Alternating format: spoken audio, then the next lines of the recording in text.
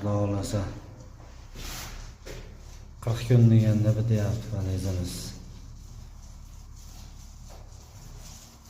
So'nggi ishlar bo'lyapti mana xolasa. Jemcho'yini beryapmiz.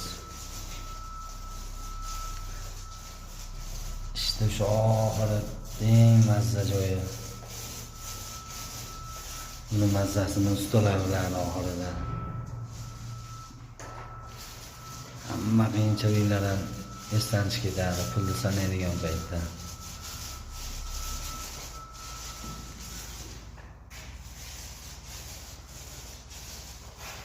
Ularni teyib ketyapman.